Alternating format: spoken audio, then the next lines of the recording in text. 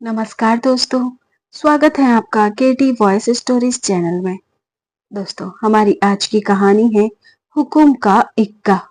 अपने पास इकलौता बचा 100 रुपए का नोट और एक थैला उठाकर श्यामलाल जी सब्जी मंडी जाने लगे तो अपनी पत्नी को आवाज दी, माधवी, दरवाजा बंद कर लेना, मैं सब्जी लेकर आता हूँ। ठीक है, लेकिन धनिया पत्ती और हरी मिर्च लाना मत भूलना। चलते चलते श्यामलाल जी के दिमाग में कई तरह के विचार आ रहे थे। मस्तिष्क असमंजस की स्थिति में था। अरे श्याम बाबू, आइए आइए, आज बड़े दिनों बाद दर्शन दिए आपने। पहले तो आए दिन सब्जियां लेने आ जाते थे।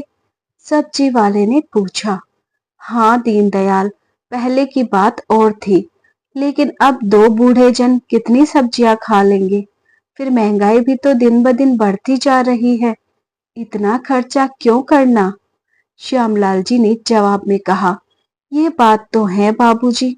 अच्छा बताइए, कौन कौन सी सब्जियां लेंगे? सब्जी वाले ने उत्सुकता से पूछा। तो सोच विचार करते हुए श्यामलाल जी बोले, बस आधा आधा किलो आलू प्याज और आधा किलो टमाटर दे दो, थोड़ा धनिया भी डाल देना। ठीक है बाबूजी, 150 रुपए हो गए। सब सब्जियों के साथ धनिया पत्ती और हरी मिर्च डालते हुए सब्जी वाले ने कहा।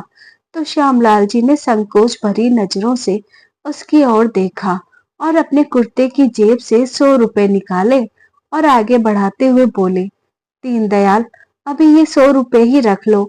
वो क्या है ना, पैसे तो मैं ज्यादा लेकर आया था, लेकिन यहाँ आने से पहले दवाइयाँ खरीदने चला गया। दवाइयों की कीमतें भी इतनी बढ़ गई हैं कि बाकी सारे पैसे उसमें ही खर्च हो गए। 50 रुपए फिर दे दूंगा। तो दीनदयाल बोला, क्या बाबूजी, परसों से आप मुझसे सब्जी खरीद रहे हैं, मैंने आपसे कभी पैसे मांगे हैं? जब कभी पैसे हो तब दे देना, अभी यह 100 रुपए भी रख लीजिए। अरे नहीं दीनदयाल, मैं आता हूँ एक दो दिन में, कहते हुए श्यामलाल जी सब्जियां लेकर घर वापस लौट आए। अरे आ गए आप? यह क्या, आप तो पूरी तरह भीगे हुए हैं पसीने से। क्या पैदल गए थे? माधवी जी ने पूछा। तो श्यामलाल जी ने हाँ में सिर हिलाया। फिर माधवी जी गुस्से से बोली, आपको कितनी बार कहा है कि ऑटो करके जाया करो, लेकिन मानते कहाँ हैं आप। यह क्या, आप तो सब्जियां लेने गए थे, बस आलू प्याज लेकर वापस लौट आए। तो क्या करता माधवी, सिर्फ 100 रुपए थे जेब में। यह सब्जियां भी 150 रुपए की हैं, अभी 50 रुपए देने बाकी हैं। इज्जत बचाने के लिए सब्जी वाले के सामने भी झूठ बोलना पड़ा कि पैसे तो लाया था, पर दवाइयों पर खर्च हो गए। कहने को तो आईएएस बेटे का बाप हूँ, पर जेब में एक फूटी कौड़ी भी नहीं। कहते कहते श्यामलाल जी की आंखों में नमी तैर गई। तो माधवी जी ने उनके कंधे पर हाथ रखते हुए बोली, अगर पेंशन के पैसे खत्म हो गए थे तो आदित्य को फोन करके पैसे भेजने को कह देते। पेंशन आने में तो अभी 2-3 दिन बाकी हैं। लेकिन माधवी, ये बात उसे खुद भी तो समझनी चाहिए ना, कि अपने माँ बाप के प्रति भी कुछ कर्तव्य है उसके। पेंशन के तौर पर जो 20,000 रुपए मुझे प्रति माह मिलते हैं, उसमें से भी 10,000 रुपए लोन की किस्त के रूप में चले जाते हैं। वह लोन जो अपने बेटे आदित्य की पढ़ाई के लिए मैंने लिया था, उसे मैं आज तक नहीं चुका पाया हूँ। इतनी कम आय में इस महानगर में रहना मुमकिन नहीं है। जिसका करियर बनाने के लिए हम लोगों ने अपनी इच्छाओं का गला घोट दिया, वही आज अपने माँ बाप को भुलाकर अपना अलग बंगला बनाकर ठाठ से जी रहा है। क्यों माधवी, क्या बुढ़ापे में हमें बच्चों के साथ की जरूरत नहीं थी? श्यामलाल जी के दिल की कड़वाहट शब्दों के जरिए बाहर आई, तो माधवी जी के दिल में छिपा दर्द भी आंखों के जरिए बाहर आने को बेताब हो उठा। परंतु फिर अपने आंसुओं को किसी तरह छुपाते हुए चेहरे पर एक फीकी सी मुस्कुराहट लिए वो अपने पति को समझाने लगी। आप तो जानते ही हैं कि आजकल के बच्चे अपनी मर्जी के मालिक हैं, अपनी जिंदगी अपने तौर तरीके से जीना चाहते हैं, तो इसमें क्या हर्ज है। बच्चे खुश रहे, माँ बाप को तो इसी में खुशी मिल जाती है। बस भी करो माधवी, हर बार की तरह आज भी बेटे बहू की करतूतों पर पर्दा डालने लगी, श्यामलाल जी ने गुस्से में कहा। तो कुछ देर के लिए माधवी जी शांत हो गई और फिर प्यार से बोली, अजी, मैं आपकी सारी बातों से सहमत हूँ, पर बड़े सयाने ये भी कह गए हैं कि जब कहीं जोड़ ना चले तो स्वयं को समझा लेने में ही भलाई है। तो चलिए, फोन लगाइए अपने बेटे को। श्यामलाल जी के हाथों में मोबाइल देते हुए माधवी जी ने कहा और उनके पास सोफे पर बैठ गई। श्यामलाल जी ने फोन लगाया। बेल बजती रही, लेकिन किसी ने फोन नहीं उठाया। बहुत बार कोशिश की तो आखिरकार उनके बेटे आदित्य ने फोन उठा लिया, लेकिन श्यामलाल जी के कुछ कहने से पहले ही आदित्य बोला, पिताजी, अभी मेरे पास बिल्कुल भी समय नहीं है, कल बात करता हूँ मैं आपसे। ऐसा कहकर उसने फोन रख दिया। क्या हुआ जी? फोन नहीं उठाया उसने? माधवी जी ने पूछा। तो श्यामलाल जी बोले, फोन तो उठाया था, लेकिन तुम्हारे लाडले के पास समय नहीं है, यह कहकर फोन रख दिया कि कल बात करूंगा। अच्छा, कोई बात नहीं, बड़ा अफसर है, होगा किसी जरूरी काम में। चलिए, मैं चाय बनाती हूँ, कहते हुए माधवी जी रसोई घर में चली गई। अगले दिन श्यामलाल जी अपने बेटे के फोन का इंतजार करते रहे, लेकिन फोन नहीं आया। ऐसा भी क्या व्यस्त है जो अपने माँ बाप को एक फोन तक नहीं कर सकता वो? श्यामलाल जी उदासी भरे स्वर में बोले। तभी उनके मोबाइल की बेल बजी। तो माधवी जी ने कहा, देखा, हमारा बेटा इतना भी बुरा नहीं है जितना आप समझते हैं। अरे नहीं, आदित्य का फोन नहीं है, ये तो शर्मा जी हैं, हमारे पुराने पड़ोसी, कहते हुए श्यामलाल जी ने फोन उठाया। तो दूसरी तरफ से आवाज आई, अरे भाई श्यामलाल जी, कैसे हो? तबीयत तो ठीक रहती है ना? हाँ हाँ, सब ठीक है, श्यामलाल जी ने कहा। तो शर्मा जी बोले, अगर सब ठीक है तो कल पार्टी में क्यों नहीं आए आप दोनों? उनकी बात सुनकर श्यामलाल जी हैरानी भरे स्वर में बोले, पार्टी? कैसी पार्टी? अरे भाई, कमाल करते हो तुम भी, कल तुम्हारे बेटे बहू की मैरिज एनिवर्सरी थी, क्या शानदार पार्टी दी थी उन्होंने, शर्मा जी ने कहा। तो श्यामलाल जी को तो जैसे काटो तो खून नहीं, उनका पूरा बदन एकदम सुन्न सा पड़ गया था। तभी शर्मा जी बोले, क्या हुआ श्यामलाल जी, कहाँ गुम हो गए? फिर स्वयं को संभालते हुए श्यामलाल जी ने कहा, अरे हाँ, वह बच्चों ने तो बुलाया था, लेकिन मेरे सिर में बहुत दर्द था, इसीलिए कहीं जाने का मन नहीं हुआ, और वैसे भी मुझे तो घर का खाना ही भाता है। तो शर्मा जी ने कहा, वैसे श्यामलाल जी, एक बात तो माननी पड़ेगी, आज जिस मुकाम पर आपका बेटा पहुंच चुका है, आपके बरसों की तपस्या का ही फल है। इतने बड़े बड़े लोगों के साथ उठना बैठना है उसका, और अब तो उसे नौकरी में और भी तरक्की मिल गई है। शर्मा जी कहते जा रहे थे और श्यामलाल जी नम आंखें लिए वह सब बातें सुनते जा रहे थे। शर्मा जी से बात करने के बाद जब श्यामलाल जी ने फोन रखा तो माधवी जी हैरानी से बोली, आप फोन पर झूठ क्यों बोल रहे थे? आपको कब हुआ सर दर्द? फिर श्यामलाल जी ने एक गहरी सांस लेते हुए कहा, माधवी, कल हमारे बेटे बहू की मैरिज एनिवर्सरी थी। कल रात को हमारे अफसर बेटे ने अपने दोस्तों और जान पहचान वालों को 5 स्टार होटल में पार्टी दी है। इसी काम में व्यस्त होगा, जो हमसे बात करने के लिए भी समय नहीं था उसके पास। यह सुनकर माधवी जी बोले, अरे हाँ, कल तो 3 अक्टूबर थी, 3 अक्टूबर को तो बच्चों की एनिवर्सरी होती है, हम कैसे भूल गए उन्हें विश करना। शायद इसीलिए बच्चे हमसे नाराज होंगे, तभी। तुम बेहद करती हो माधवी, हमने विश नहीं किया तो क्या तभी हमें पार्टी में नहीं बुलाया उन्होंने? सच तो यह है कि उन तथाकथित हाई सोसाइटी के लोगों के बीच हमें बुलाकर हमारे बेटे बहू की शान में कमी आ जाती। शर्मा जी बता रहे थे कि शहर के बड़े बड़े रसूखदार लोग आए हुए थे पार्टी में। तुम ही बताओ, अब मैं बहना ना बनाता तो और क्या कहता कि हमारे बेटे ने पार्टी में अपने माँ बाप को न्योता तक नहीं दिया। अभी श्यामलाल जी अपनी पत्नी को यह सब बातें बता ही रहे थे कि उनके मोबाइल पर नोटिफिकेशंस आने लगे। देखा तो शर्मा जी ने रात की पार्टी की कुछ तस्वीरें और वीडियो व्हाट्सएप पर भेजी थी। सभी तस्वीरों और वीडियोस को देखकर श्यामलाल जी और माधवी जी हैरान हो गए। पार्टी वाकई बहुत शानदार थी, बड़े बड़े मंत्री और सेलिब्रिटीज आए हुए थे। आदित्य के दोस्तों और जान पहचान के लोगों के अलावा उनकी बहू के माता पिता और अन्य रिश्तेदार भी पार्टी में मौजूद थे। सेलिब्रेशन में एक बहुत बड़ा केक रखा गया था। बहू के माता पिता केक काटते समय उन दोनों के साथ खड़े थे। यह सब देखकर श्यामलाल जी और माधवी जी स्वयं को जमीन में गड़ा हुआ महसूस कर रहे थे। अगले 2 दिन जैसे तैसे उन्होंने घर का खर्च चलाया। तीसरे दिन हाथ में पेंशन आई तो श्यामलाल जी सबसे पहले सब्जी वाले के पैसे देने चले गए। लेकिन घर जाने के लिए जैसे ही वापस मुड़े तो हर बार की तरह रास्ते में फलों की एक दुकान पर रुक गए। जैसे ही अंदर गए तो दुकानदार, जिसका नाम सोहन था, उन्हें देखते ही अपनी कुर्सी से उठकर उनके पैर छूने लगा। तो श्यामलाल जी ने उसे अपने गले से लगा लिया। आप कैसे हैं काका? दुकानदार ने पूछा। तो श्यामलाल जी बोले, अच्छा हूँ बेटा, बहुत दिनों से तुमसे मुलाकात नहीं हुई थी तो मिलने चला आया। काम धंधा कैसा चल रहा है बेटा?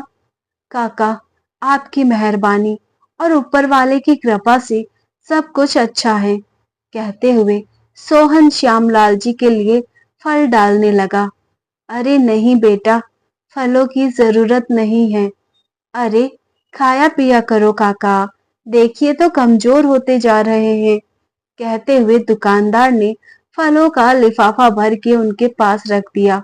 लेकिन सोहन बेटा, जितने पैसे लाया था वो तो खर्च हो गए। क्यों शर्मिंदा करते हैं काका? आपके कारण ही तो मैं आज अपने पैरों पर खड़ा हूँ। मैं भूला नहीं हूँ। जिस समय कोई भी मेरी मदद करने को तैयार नहीं था तो आपने ही तो मेरी मदद की थी। 8 वर्ष पहले जब मेरे पिता का साया मेरे सर से हट चुका था और मेरी माँ बीमार थी तो एक पैसा नहीं था मेरे पास उनके इलाज के लिए। उनका इलाज करवाने के लिए मैं चोरी का रास्ता अपनाने को मजबूर हो गया था। तब आपने न सिर्फ मेरी माँ के इलाज में मेरी मदद की बल्कि मुझे कुछ पैसे देकर यह कारोबार भी शुरू करवाया। आपके उन एहसानों का बदला तो मैं उम्र भर नहीं चुका सकता। कुछ देर सोहन के साथ हालचाल बांटकर श्यामलाल जी अपने घर वापस लौट आए। कुछ दिन यूं ही बीत गए। एक दिन सुबह सैर करके घर लौटे तो श्यामलाल जी बोले, अरे यह क्या माधवी, अभी तक सोई हो? तबीयत तो ठीक है ना? पता नहीं, फिर से सीने में जलन हो रही है। अरे माधवी, कितनी बार कहा है कि एक बार चलकर चेकअप करवा लेते हैं, लेकिन तुम मानती कहाँ हो। खर्च के डर से अपनी सेहत को तो नजरअंदाज करना तो ठीक नहीं है ना। आज तुम्हें डॉक्टर के पास चलना ही पड़ेगा। जिद करके श्यामलाल जी माधवी जी को पास में रहने वाले अपने फैमिली डॉक्टर के पास ले गए। लेकिन डॉक्टर ने चेकअप करके बताया, मामला कुछ गंभीर है, आप इन्हें किसी अच्छे अस्पताल में दिखाइए। श्यामलाल जी की चिंता में पड़ गए, ये सोचकर कि बड़े अस्पताल में खर्च भी बड़ा होता है। डॉक्टर से चेकअप कराकर जब घर लौटे तो श्यामलाल जी ने फिर से अपने बेटे को फोन लगाया। हेलो बेटा। हाँ पिताजी, कैसे हैं आप? बहुत दिनों से कोशिश कर रहा हूँ कि थोड़ा समय निकाल कर आपसे मिलने आ सकूं, लेकिन हर बार कोई ना कोई काम निकल आता है। वो बेटा, मैं तो ठीक हूँ, पर तेरी माँ की तबीयत ठीक नहीं है। क्यों, क्या हुआ माँ को? आदित्य ने पूछा। तो श्यामलाल जी रोंदे स्वर में बोले, पता नहीं, कुछ दिनों से बीमार चल रही हैं। बड़े अस्पताल में दिखाने की सलाह दी है डॉक्टर ने, और तुझे तो पता है कि मेरे पास इतने पैसे नहीं हैं।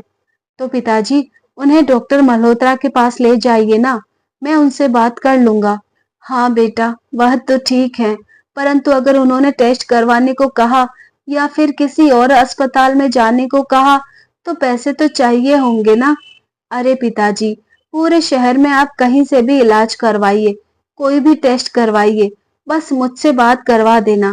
अब मैं फोन रखता हूँ पिताजी, थोड़ा काम है। श्यामलाल जी फोन पर हेलो हेलो कहते रह गए, पर दूसरी ओर से तो फोन कट चुका था। लाचार होकर वे कुर्सी पर बैठ गए। 3 दिन बाद रविवार को आदित्य ने अपनी पत्नी मुस्कान से कहा, मुस्कान, जल्दी से तैयार हो जाओ, आज माँ पिताजी से मिलने जाना है। क्या? मैं नहीं जाने वाली उस बस्ती में। मुस्कान ने नाक भौं सिकोड़ते हुए जवाब दिया। तो आदित्य ने कहा, लेकिन मुस्कान, माँ की तबीयत खराब है, 3 दिन हो गए हैं, पिताजी का भी फोन आया था, और मिलने जाना तो दूर, मैं तो उन्हें पैसे तक नहीं भेज पाया। तो ड्राइवर के हाथ भेज दो ना पैसे, मुझे चलने को मत कहो। लेकिन मुस्कान, माँ का हालचाल पूछने तो जाना पड़ेगा। यह तो अच्छा हुआ कि उन्होंने दोबारा फोन नहीं किया, वरना मेरे पास समय कहाँ था वहां जाने के लिए। यह सुनकर मुस्कान घबराई हुई सी बोली, अरे हाँ, 2 दिन पहले पिताजी का फोन आया था मेरे फोन पर, मैं तुम्हें बताना ही भूल गई। क्या? तुम यह बात भूल कैसे सकती हो? वो दरअसल तुम उस समय वीडियो कॉन्फ्रेंस में बिजी थे, वह तुमसे बात करना चाहते थे। मैंने कहा मैं बाद में बात करवा दूंगी, लेकिन आदित्य, मुझे नहीं लगता कि ऐसी कोई परेशानी वाली बात होगी। आदित्य ने बिना देर किए अपने पिता को फोन लगाया, लेकिन फोन व्यस्त था। मैं अभी वहां जाता हूँ, कहकर आदित्य जल्दबाजी में बाहर निकल गया। कुछ देर बाद श्यामलाल जी के घर के बाहर एक बड़ी सी गाड़ी आकर रुकी, और गाड़ी से उतरकर आदित्य घर के अंदर आया। उस समय उसके पिता अपने एक दोस्त के साथ बैठे हुए थे। अंदर आते ही आदित्य ने उन दोनों के पैर छुए, अपनी जेब से 10,000 रुपए निकालकर मेज पर रखे, और पास रखे टेलीफोन की ओर देखते हुए नाराजगी जताते हुए बोला, क्या पिताजी, मैंने आपको कितनी बार फोन किया, लेकिन आपका फोन ही नहीं लगा। यह देखो, आपने रिसीवर ही ठीक से नहीं रखा। अच्छा बेटा, और मैं तुम्हें 2 दिनों से फोन कर रहा हूँ, उसका क्या? अरे पिताजी, क्या बताऊं, मैं कितना व्यस्त था। जिस समय आपका फोन आया, मैं उस समय सीएम के साथ वीडियो कॉल पर था, लेकिन आपने दोबारा फोन क्यों नहीं किया? बेटा, मैंने एक बार नहीं, कम से कम 10 बार फोन लगाया था बहू के मोबाइल पर। यकीन नहीं होता तो देखो मेरा मोबाइल। अच्छा, शायद उसका फोन स्विच ऑफ होगा। चलो छोड़ो, आप यह मिठाई खाओ पिताजी। अब आपके बेटे की तरक्की हो चुकी है, मैं कैबिनेट सेक्रेटरी बन चुका हूँ। लीजिए काका, आप भी खाइए। माँ, जल्दी बाहर आओ, मैं आपकी फेवरेट मिठाई लाया हूँ, बहुत बड़ी खुशखबरी है। रहने दो बेटा, तुम्हारी माँ अब इस दुनिया में नहीं रही, श्यामलाल जी गंभीर स्वर में बोले। तो आदित्य विस्मित सा उनकी ओर देखने लगा। सिर्फ तुम्हारी लापरवाही के कारण मेरी माधवी हमेशा हमेशा के लिए, कहते हुए श्यामलाल जी की आंखें आंसुओं से भर आई। क्या? यह क्या कह रहे हैं आप? आदित्य चिल्लाने लगा। तभी श्यामलाल जी के दोस्त भूषण जी ने कहा, बेटा, तुम्हारे पिता ने डॉक्टर मल्होत्रा से सलाह ली, तो उन्होंने अच्छे अस्पताल में जाने को कहा, लेकिन बिना पैसे के बड़े अस्पताल में तुम्हारी माँ को एडमिट तक नहीं किया गया। तुम्हारा यह बूढ़ा बाप उन लोगों के सामने गिड़गिड़ाता रह गया, लेकिन पैसे जमा करवाए बिना वह इलाज शुरू करने को बिल्कुल तैयार नहीं थे। यह सब सुनकर आदित्य के होश उड़ गए। वह अपना सिर पकड़कर जमीन पर बैठ गया। आज उसकी माँ उसकी लापरवाही के कारण ही इस दुनिया से चली गई थी। फिर कांपते स्वर में वह बोला, और माँ का अंतिम संस्कार? अंतिम संस्कार भी परसों ही हो चुका है। फिर रोते हुए आदित्य बोला, आपने मुझे बताया तक नहीं, ऐसा क्यों किया आपने? ऐसा क्यों किया? बेटा, मेरे पास यहाँ बहुत लोग हैं मदद के लिए, तुम अपने घर जाओ। जरूरत के समय पर अगर तुम यहाँ होते तो आज माधवी हमारे साथ होती। अब निकल जाओ यहाँ से, और हाँ, अपने यह पैसे भी ले जाओ, अब कोई जरूरत नहीं है मुझे इनकी। उदास भाव से आदित्य अपने घर वापस लौट आया। ऐसे कैसे कर सकते हैं पिताजी मेरे साथ? अपनी माँ के अंतिम दर्शन भी नहीं कर पाया मैं। आदित्य की इस बात पर उसकी पत्नी मुस्कान बोली, लेकिन आदित्य, पिताजी ने उनका संस्कार इतनी जल्दी क्यों कर दिया? मुस्कान, अगर तुमने फोन उठाया होता तो यह नौबत ना आती। यह देखो, तुम्हारे फोन में 10 मिस्ड कॉल है। लेकिन आदित्य, यह कॉल्स किसी अनजान नंबर से आई हैं। मुझे कैसे पता चलता कि फोन तुम्हारे पिताजी का है? 2 दिन बीते, तो आदित्य के पास उसके ससुर जी का फोन आया।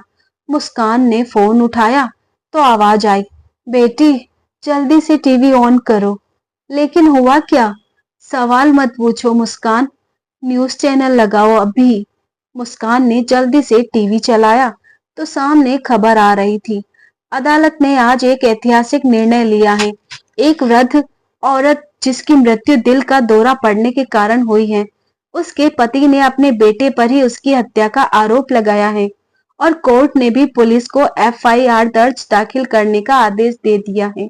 और जानकर हैरानी होगी कि जिस पर हत्या का आरोप लगा है वह और कोई नहीं बल्कि कैबिनेट सेक्रेटरी आदित्य कुमार है।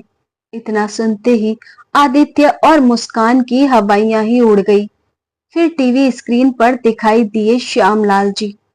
तो बताइए सर, जब आपकी पत्नी माधवी की मृत्यु हार्ट अटैक से हुई है तो अपने बेटे पर आप हत्या का आरोप कैसे लगा सकते हैं? देखिए मैडम, यह एक हत्या ही है। मेरे बेटे की लापरवाही के कारण ही मेरी पत्नी की मृत्यु हुई है। यदि मेरी पत्नी को ठीक समय पर इलाज मिल जाता तो वह आज जिंदा होती। मेरा मानना है कि आज बहुत से बुजुर्ग ऐसी ही समस्याओं से गुजर रहे हैं और मैं इस बात का माननीय कोर्ट का आभारी हूँ जो उन्होंने मुझे उन सब समस्याओं को सामने लाने का मौका दिया। मुझे पूरा यकीन है कि मुझे अदालत से न्याय जरूर मिलेगा। यह देखकर तो मुस्कान के पैरों तले जमीन खिसक गई और आदित्य को जैसे काटो तो खून नहीं। जब श्यामलाल जी घर लौटे तो उनके पास आदित्य का फोन आया। हेलो पिताजी, आप अपने बेटे के साथ ऐसा कैसे कर सकते हैं? फिर श्यामलाल जी ने कहा, बेटा अब तो अदालत में ही बात होगी, और फोन रख दिया। फिर श्यामलाल जी अपनी आराम कुर्सी पर बैठ गए। जैसे ही आंखें बंद की तो आंसुओं से सराबोर आंखों से आंसू निकलकर उनके झुर्रीदार गालों को भिगो गए। धीरे धीरे एक आईएएस अधिकारी पर मुकदमे की खबर पूरे शहर में आग की तरह फैलने लगी और इस कारण आदित्य को नौकरी से सस्पेंड कर दिया गया। अब केस कोर्ट में गया तो श्यामलाल जी ने अपने केस खुद ही लड़ने का फैसला किया। हालांकि अपनी मदद के लिए उन्होंने वकील नियुक्त किया था। कार्यवाही शुरू हुई। सबसे पहले तो श्यामलाल जी ने अपने फैमिली डॉक्टर को बुलाया और पूछा, जिस दिन मैं अपनी पत्नी को आपके पास चेकअप के लिए लेकर आया था उस दिन क्या क्या हुआ था, आप सबको बता दीजिए।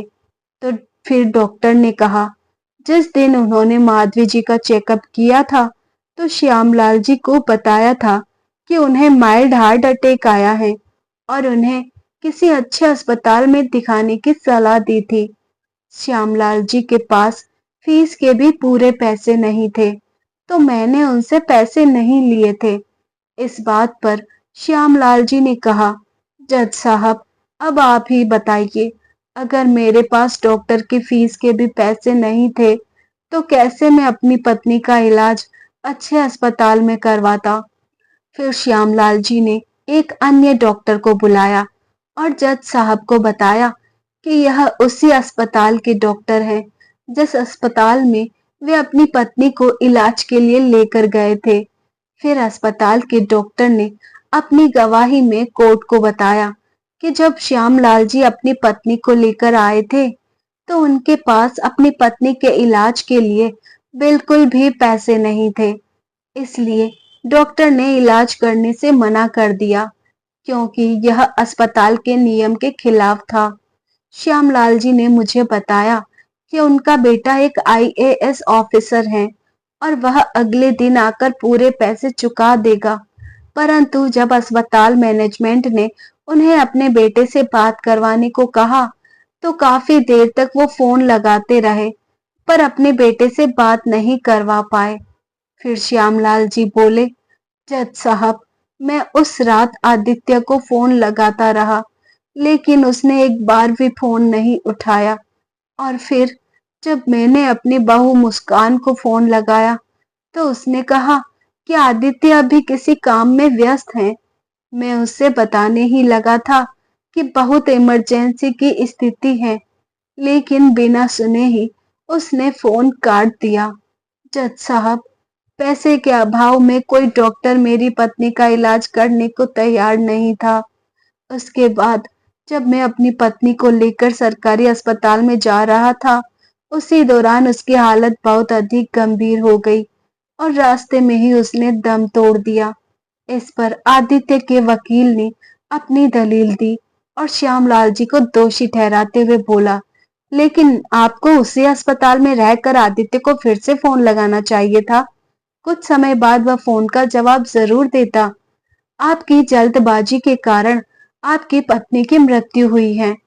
फिर श्यामलाल जी गुस्से से बोले, बिल्कुल गलत। जज साहब, आप पूछिए डॉक्टर से कि मैंने कितनी देर वहां इंतजार किया, कितनी बार अपने बेटे को फोन लगाया। जब कहीं से कोई मदद नहीं मिली, तभी मैं अपनी पत्नी को सरकारी अस्पताल में लेकर जा रहा था कि शायद उसकी जान बच जाए। इससे ज्यादा इंतजार करता भी तो केवल इतना ही फर्क पड़ता कि मेरी पत्नी सड़क के बजाय अस्पताल में मर जाती। इन सब बातों को सुनने के बाद जज ने अगली हियरिंग की तारीख दे दी। सुनवाई खत्म होने के बाद जैसे ही श्यामलाल जी बाहर निकले, तो मीडिया वाले उनका इंटरव्यू लेने को तैयार खड़े थे। एक आम आदमी होते हुए भी जिस तरह की दलीलें उन्होंने पेश की थी, बड़े-बड़े वकील भी उनके आगे घुटने टेक दें। अगली सुनवाई में जज साहब ने श्यामलाल जी से पूछा कि आखिर आप इस केस से चाहते क्या हैं? तो श्यामलाल जी ने कहा, जज साहब, मुझे 2.5 करोड़ रुपए की रकम चाहिए। यह बात सुनकर जज साहब बोले, लेकिन इतने रुपए क्यों? तो श्यामलाल जी ने बोला, क्योंकि मैंने आज तक जितने भी पैसे अपने बेटे पर खर्च किए हैं, वह कुल मिलाकर 2.5 करोड़ रुपए की रकम बनती है। तभी आदित्य का वकील बोला, मिस्टर श्याम, आप पागल हो गए हैं? आप जानते भी हैं आप कितने पैसे मांग रहे हैं? तो श्यामलाल जी बोले, जब आदित्य 5 साल का था, तब हमें पता चला कि उसे दिल की एक गंभीर बीमारी है, जिसका इलाज ऑपरेशन से ही संभव था और जिस पर लाखों रुपए खर्च होने थे। इतने पैसे मेरे पास नहीं थे, तो उसके इलाज के लिए हमने अपने गांव की जमीन बेच दी थी। अगर आज वह जमीन मेरे पास होती, तो उसे बेचने पर मुझे लाखों नहीं, बल्कि करोड़ों रुपए मिलते। इसलिए मुझे अपने बेटे से उस जमीन की आज की कीमत जितनी रकम चाहिए और साथ ही साथ मुझे वह रकम भी चाहिए जो मैंने अपने बेटे की पढ़ाई पर खर्च की। आदित्य आईएएस बनना चाहता था, लेकिन इसके लिए उसे अच्छी कोचिंग की जरूरत थी, जिसकी फीस इतनी ज्यादा थी कि मैं उसे अफोर्ड नहीं कर सकता था। इसलिए उसकी पढ़ाई के लिए मुझे लाखों का लोन लेना पड़ा।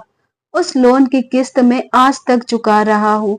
मेरी इतनी हैसियत नहीं थी, परंतु अपनी हैसियत से बाहर जाकर दिन रात मेहनत करके अपने बेटे को बड़ा किया और आज जब आईएएस ऑफिसर बन गया, तो हमें उसी पुराने मकान में छोड़कर अपनी पत्नी के साथ आलीशान बंगले में रहने लगा। उसके बाद वह हमारी सारी जिम्मेदारियों से मुक्त हो गया। अपने इकलौते बेटे का चेहरा देखने तक को तरस गए हम लोग। कहते कहते श्यामलाल जी रुआंसे हो गए। इन सब बातों से मेरी पत्नी भी गंभीर चिंता में रहने लगी थी और शायद इसी कारण उसे हार्ट अटैक आ गया। फिर भरे गले से श्यामलाल जी बोले, जज साहब, जब बच्चे बड़े हो जाते हैं तो अपनी जिंदगी में इतने व्यस्त हो जाते हैं कि अपने माँ बाप को ही भूल जाते हैं।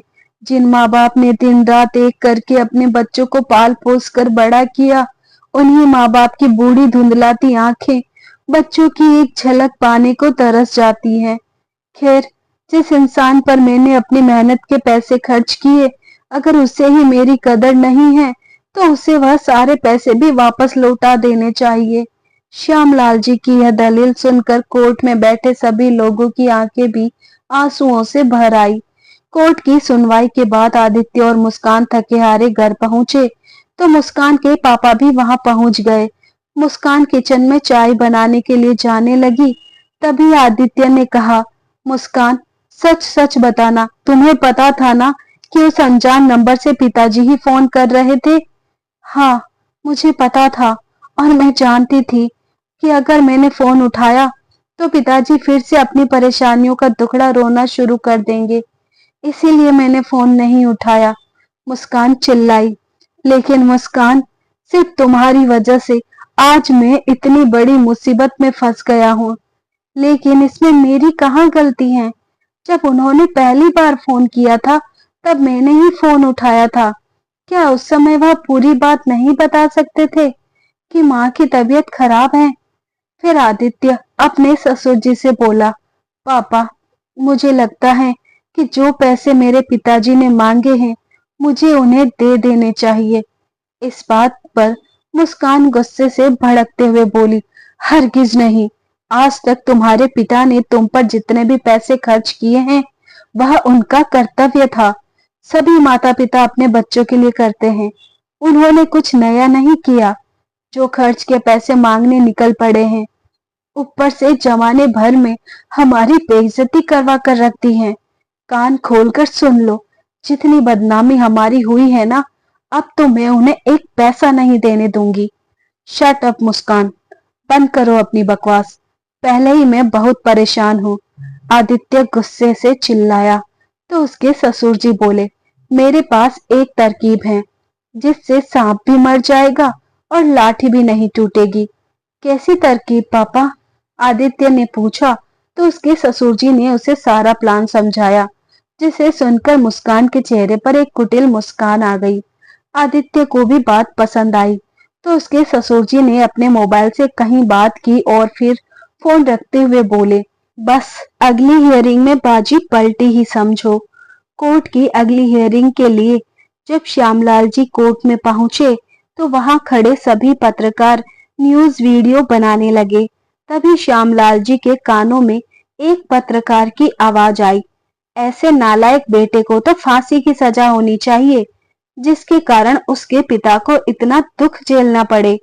यह सुनते ही श्यामलाल जी पीछे मुड़े और बोले, आदित्य मेरा बेटा है। यह केस करने के पीछे मेरा सिर्फ एक ही मकसद है कि मैं उसे एक सबक सिखा सकूं, ना केवल उसे बल्कि आज की पीढ़ी को भी, जो समझती है कि बुजुर्ग लोग पुराने और बेकार हो चुके फर्नीचर की तरह हैं या फिर एक कबाड़ की तरह हैं। कार्यवाही शुरू हुई तो आदित्य के वकील ने खुद आदित्य को ही कटघरे में बुलाया और उसने बयान दिया कि उसके पिता श्यामलाल जी को भूलने की बीमारी है। यह सुनकर श्याम जी की हैरानी का ठिकाना ना रहा। उसके बाद आदित्य के वकील ने श्यामलाल जी के वकील से भी पूछताछ की और जब उनसे श्याम जी के भूलने की बीमारी की बात पूछी तो उसने भी झूठी गवाही दे दी कि श्यामलाल जी बहुत सी बातें भूल जाते हैं। यह सुनकर श्याम जी को बहुत गुस्सा आया। वह समझ गए थे कि उनके वकील का ईमान बिक चुका है और वह विरोधी टीम में शामिल हो चुका है। लेकिन श्यामलाल जी इस स्थिति के लिए भी पूरी तरह से तैयार थे। उसी समय वो खड़े हुए और अपने ही वकील से बोले, वकील साहब, आपने सही कहा, मुझे भूलने की बीमारी है। मुझे तो यह भी याद नहीं कि ये केस मैंने किस दिन फाइल किया था, लेकिन आपको तो याद होगा ना, है ना? श्यामलाल जी की यह बात सुनकर वकील हड़बड़ा उठा और थोड़ी देर दिमाग पर जोर डालने के बाद बोला, शायद 17 या 18 अक्टूबर। जी नहीं, 20 अक्टूबर। अच्छा, यह बताइए कि केस की सुनवाई कौन कौन सी तारीख को हुई? श्यामलाल जी ने पूछा तो वकील बोला, मेरी डायरी में सब लिखा है, अभी देखकर बताता हूँ। अरे अरे, इतनी तकलीफ करने की जरूरत नहीं है। अगर आपको याद नहीं तो मैं बता देता हूँ। 24 अक्टूबर, 4 नवंबर, 15 नवंबर और आज 27 नवंबर। अच्छा, यह बताइए कि हम दोनों अभी जिस टैक्सी में बैठकर आए हैं, उस टैक्सी का नंबर क्या था? इस प्रश्न पर वकील हैरान रह गया। तो फिर श्यामलाल जी बोले, चलिए मैं बता देता हूँ, MH05EL5346। श्यामलाल जी की बात पर आदित्य और मुस्कान के साथ साथ उनका वकील भी हैरान खड़ा रह गया। उन्होंने साबित कर दिया था कि उनकी याददाश्त बाकी लोगों से कहीं ज्यादा तेज है। इसके बाद जज साहब अपने फैसले पर पहुंच गए और बोले कि आदित्य निर्दोष है, भले ही वह अपने माता पिता के प्रति लापरवाह रहा हो, लेकिन इस कारण उसे अपनी मां की हत्या का दोषी करार नहीं दिया जा सकता। लेकिन आज तक जितने भी पैसे श्यामलाल जी ने अपने बेटे पर खर्च किए हैं, वह पैसे आदित्य को उन्हें वापस लौटाने होंगे।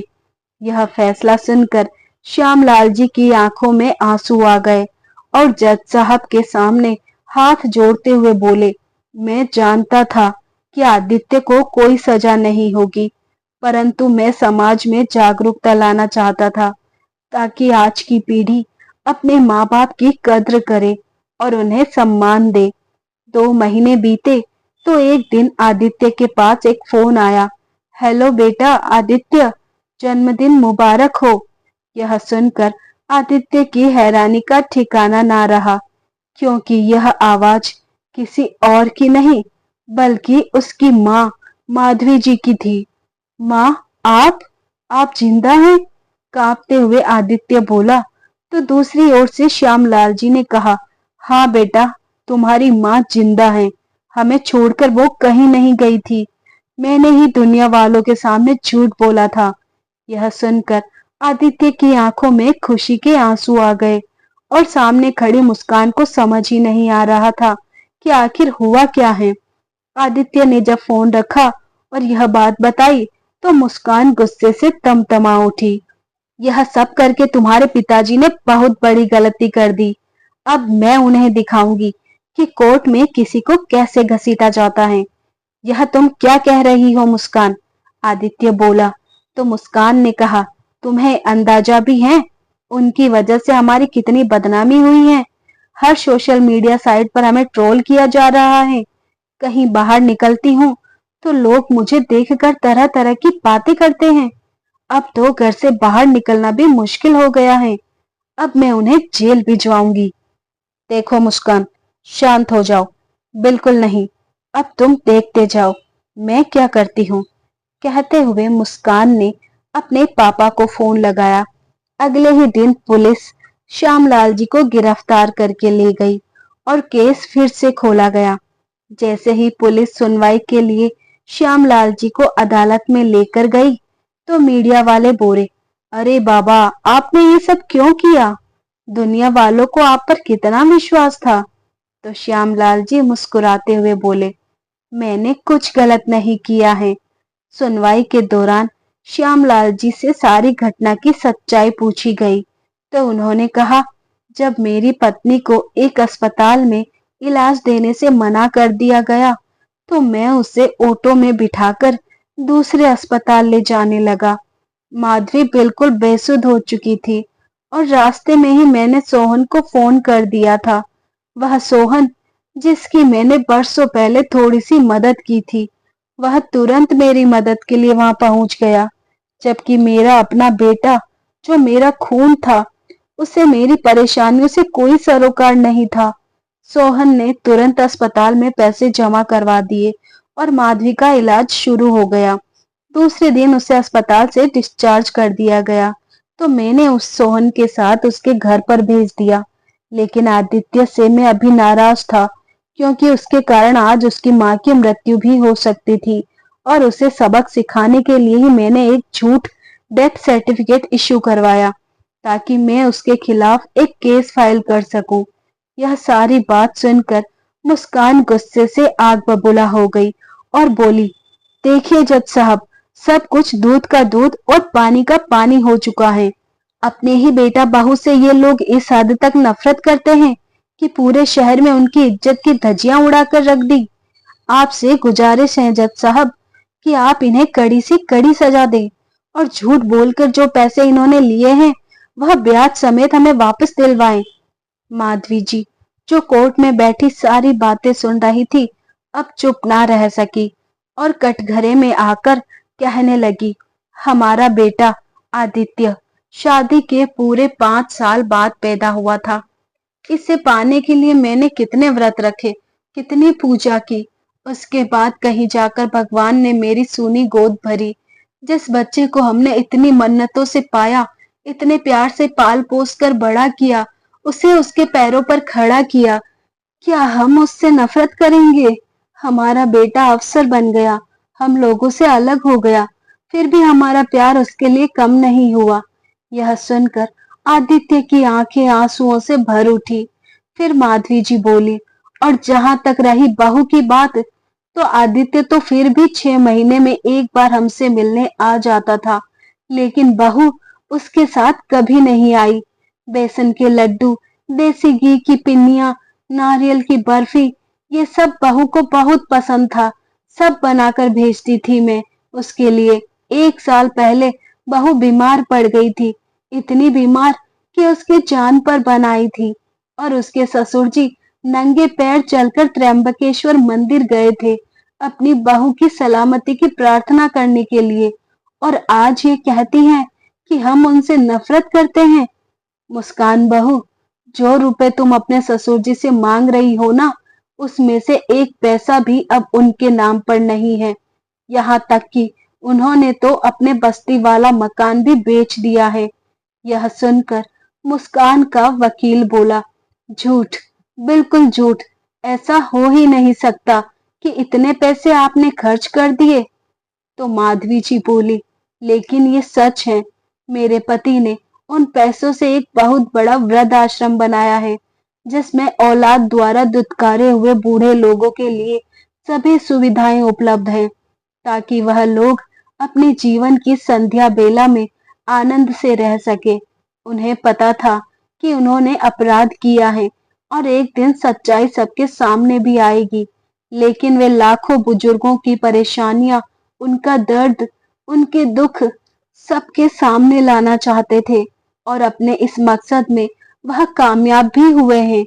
यह सारी बातें सुनकर अदालत में बैठे सभी लोग तालियां बजाने लगे, और शायद मुस्कान के कठोर हृदय में भी कुछ भावनाएं जागृत हो गई।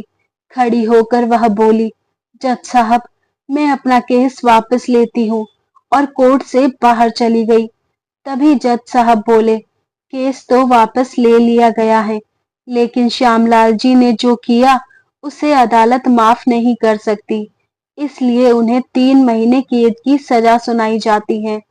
श्यामलाल जी ने खुशी खुशी सजा को स्वीकार किया, और 3 महीने के बाद जब जेल से निकले तो सीधे अपने वृद्धाश्रम में चले गए। उनके बेटा बहू ने आकर उनसे माफी मांगी और पुरानी बातें भूलकर उन दोनों को अपने साथ चलने को कहा। हालांकि श्यामलाल जी ने उन्हें माफ कर दिया था, लेकिन वे उनके साथ चलने को तैयार नहीं थे।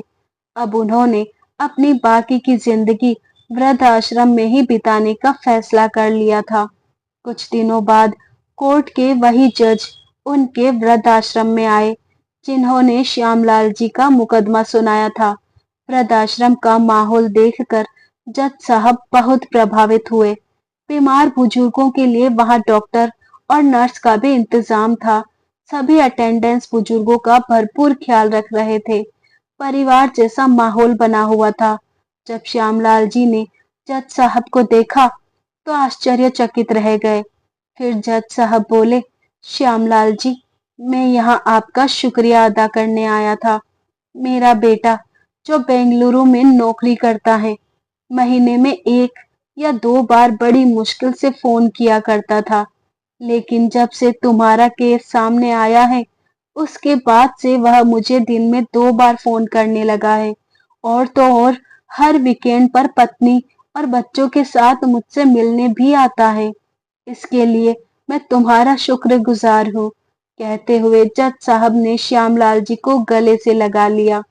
उस समय श्यामलाल जी के चेहरे पर मुस्कान और आंखों में खुशी के आंसू थे। तो दोस्तों, ये थी हमारी आज की कहानी। उम्मीद करती हूँ पसंद आई होगी। ऐसी और कहानियां सुनने के लिए बने रहिए हमारे साथ। चैनल को हाइप कीजिए, लाइक शेयर सब्सक्राइब कीजिए। आपको ये कहानी कैसी लगी कमेंट करके जरूर बताइए। धन्यवाद।